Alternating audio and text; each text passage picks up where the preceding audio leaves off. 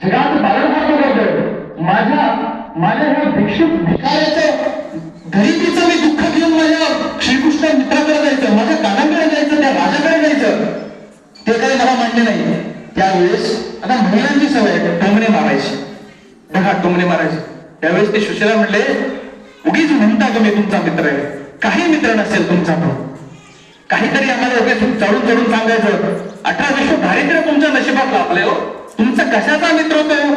द्वारकाधीश म्हणायला लागला सुदामाच्या, म्हणायला लागलं. त्यावेळेस सुदामा म्हणला, माझा मित्र आहे, आचार्य होते, ज्ञानी होते, राग नाही आला.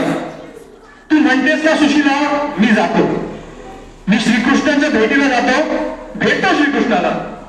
त्यावेळेस आनंद झाला, परंतु आनंद झाला 18 विश्व दारिद्र्य, याचा अर्थ आनंद झाला की दुसऱ्या क्षणाला डोळ्यातून अश्रू येतात. आनंद झाला, हसला सुदामा, आणि त्यानंतर लगेच डोळ्यातून अश्रू घ्यावं लागले की मी श्रीकृष्णाला भेटायला जाणार, माझ्याकडे काहीच नाही, 5 दिवस झाले मुलं सुद्धा आपली उपाशी आहेत, मी काय घेऊन जाणार?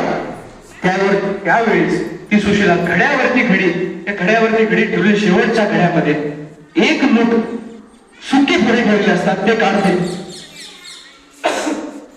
काढते आणि सुदामाच्या हातात देते, हे घ्या, हे न्या श्रीकृष्णाला. त्यावेळेस सुदामा उत्तरता, काय उत्तरतात? किती नीच आहेस तू, किती निर्दयी बाई आहेस तू, अशी आई मी कधी पाहिली नाही. एक मूठ पोहे तू आपल्या मुलाला चारायचे सोडून, एक मूठ 5 दिवस झाले आपली लेकरू उपाशी, तू ती श्रीकृष्णाला द्यायला निघालीस. त्यावेळेस ती सुशीला उत्तरली,